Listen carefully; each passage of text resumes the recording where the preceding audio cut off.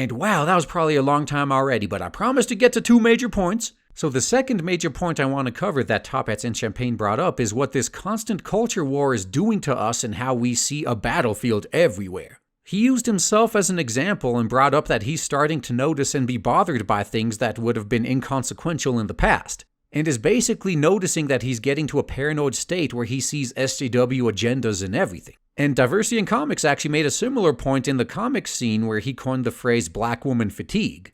Now, he grew up in an era where Storm was leading the X-Men and loved the character, but now whenever a black woman shows up in a comic, he just rolls his eyes because it's probably going to be another soulful saint with no flaws who's only there because of #diversity. And both of these guys have a point. If you think about it, when you spend years fighting an enemy known for infiltration and subversion, you run the risk of seeing them and their handiwork everywhere, even once you leave the battlefield. Admittedly, this is like a much wimpier version of what soldiers returning from deployment to Iraq and Afghanistan go through. Every single guy I know who's been deployed there, including my dad, at least the ones who spent a lot of time driving, have said it took them months to stop checking the roads for potential landmines while driving back home in the US. And I've actually been seeing the same thing from our side much more frequently lately to my displeasure. I've likely done this myself. Even though I like to think I actually put a conscious effort into making sure I don't do any of this. Allow me to ask this question to you, the listener. When it was the last time you liked a character who happened to be a woman or a minority? Did you like that character because of their personality, their skills, their background story? Or perhaps did you like the character only for superficial reasons like because they were a woman or a minority? There are companies and creators that make the decisions to create female or minority characters and then add a genuine feature and quality to make the audience like them. But there are also companies and creators who create female or minority characters with projections of virtue and tolerance with hopes to pander often the progressive audience with no focus on character development, flaws, struggles. If by any chance you think I'm discriminating on the basis of sex and race in entertainment, I'm not. I can actually tell you some of my favorite characters. Alex Vance, a half-Asian woman from Half-Life 2 from then on. I like her because she's willing to help Gordon Freeman in his journey to defeat the Combine in various ways, by hacking devices, having mechanic skills, and is an expert with her pistol and unarmed combat, and it's shown in the beginning of the game she was able to take 5 Metro Cops down by herself to save Gordon. Lee Everett, a black man from The Walking Dead. I like him because despite he murdered someone before the beginning of the story, he is very motivated and willing to protect a little girl he met, Clementine, hoping to get some redemption in an unforgivable world infested with zombies. Neptune from Hyperdimension Neptunia series, one of the 4 goddesses of gaming industry. I like her because she is very carefree with crazy tendencies such as jumping into an enemy without considering the danger and often making jokes related to the 4th wall. She can transform into her HDD form, Purple Heart, with a complete flip of their personality towards a more serious, cautious, mature, and confident attitude. It's one of the funniest female characters I have fun with in a video game. Joanna Dark from the Nintendo 64 game Perfect Dark, a highly skilled female agent who works for the Carrington Institute. She was given the alias of Perfect Dark because of her perfect results in the training sessions.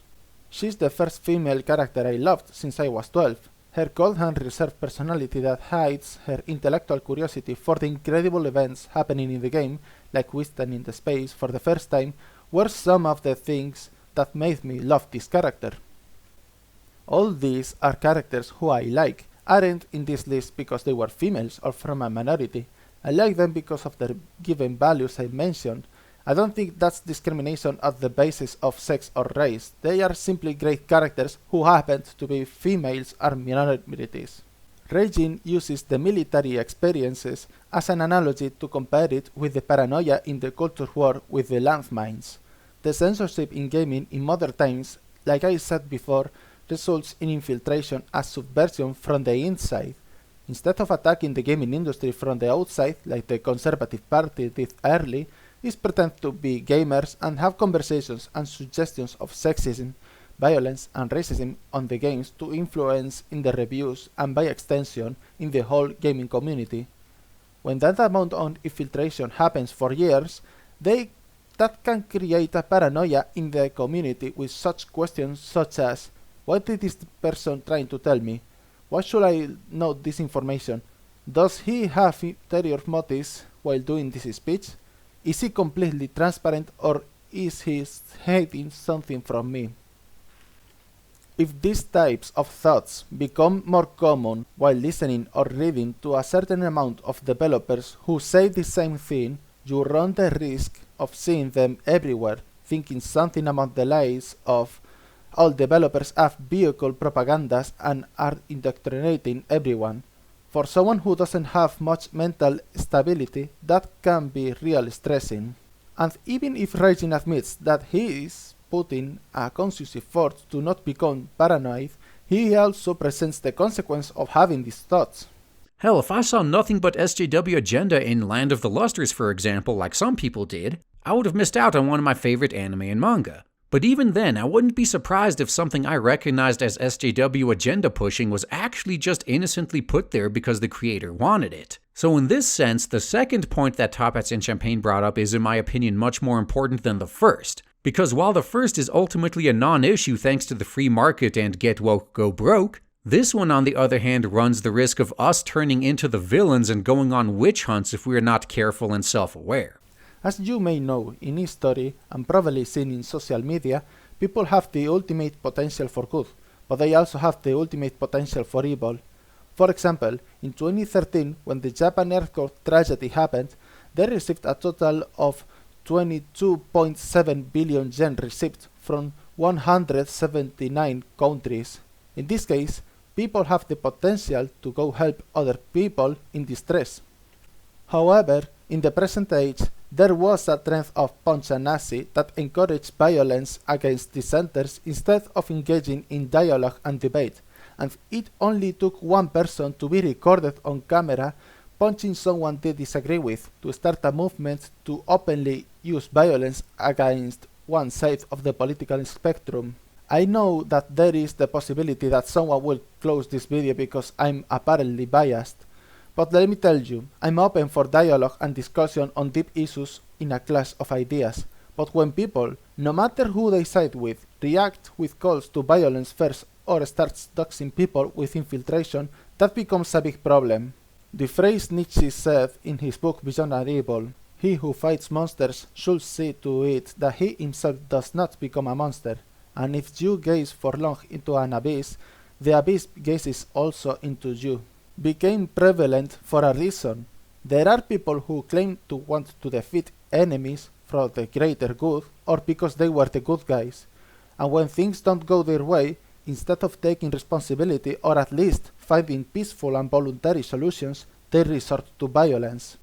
This is why Regine makes it clear that this second major point is more important than the first, because on this point we have to put a major effort from ourselves to not lose our heads with repugnant solutions like calls to violence and witch hunts. And I unfortunately already see this a lot when it comes to criticism of anime. I constantly hear lines like, oh, this anime has nothing but women in it, damn feminist agenda infecting Japan, they seem to really want to erase men, don't they? Or, all these shows about warrior women are only trying to appeal to soy boys who want to be saved by and taken care of by a woman. Or, where have all the manly men gone in anime? Clearly it's become way too feminized. And on the topic of Land of the Lustrous again, the mere fact that the main characters are all genderless humanoid creatures made out of rocks was enough to trigger some people. Although I gotta wonder how many of these same people would be as triggered by a show where their characters were robots. But hey, whatever, to each their own. You can tell it's not an SJW show because the concept of gender never even comes up. Which makes sense because in the world these characters inhabit, it doesn't exist for them in the first place. You know if SJWs had written that storyline, the characters would be doing nothing but standing around watching some biological creatures mate, and offer commentary about how vastly superior they are for rising above gender. Regine uses Land of the Lustrous as reference to describe how different would be a work if SJWs had written this and people from the other side. Funny enough, it's an anime with some of the premise similar to the Western TV show Steven Universe, and I say some because while Steven Universe and Land of the Lostros there are humanoid characters made of rocks, this is the only point they have in common. SJWs have a tendency of becoming obsessed with the concept of gender. They present cases of genders apart from male and female and claim that there are more than two genders, such as bigender, gender fluid, and even verita gender. They often come to the extreme point with claims that the biological genders male and female are harmful to society. Regine then will describe that the thoughts of the feminist agenda can be quickly dismissed if we consider more elements instead of focusing on this conclusion if a certain work has female characters only. So either way, if you guys ever see me falling into this abyss and I start seeing SJWs around every corner, please set me straight. Though I gotta say, I think I'm still quite a ways off from being that hopeless because I still do enjoy me some all-female anime, and I can't understand what all the whining's about. Look at it logically here. I love action, I love boobies, I love hot chicks. Why the hell would I complain if I get all of the things I love given to me in one single package? Regine argues that because of the combination of things he loves are in one simple package, he doesn't have any reason to complain. Now he can comment on this video and prove me wrong, but I believe he's describing the franchise of Senran Kagura.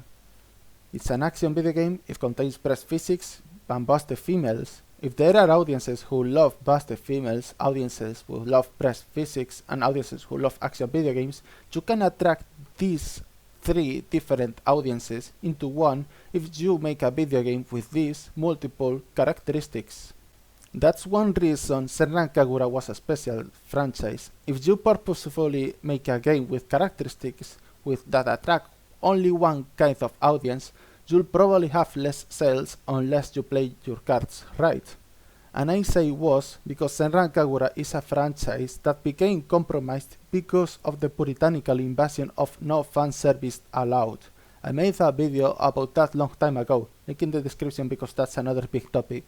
And what if there was some sort of hidden or even a political agenda in Senran Kagura? And we're onto something now, because as long as I'm actually getting what I want, then even if there was some sort of agenda behind it, I wouldn't really care all that much. And that's the key difference between Western entertainment and Japanese entertainment. The West does something to push an agenda and it's extremely obvious and ends up not appealing to anybody. Japan does the exact same thing for the purposes of entertainment and succeeds spectacularly. The West can and should learn from this. They can even push their agenda there too if they want, as long as they wrap it in an appealing and entertaining package. But they can't do that, can they? Because even being entertaining is problematic. If there is any reason for me to dismiss the entire Western cinema industry, is this.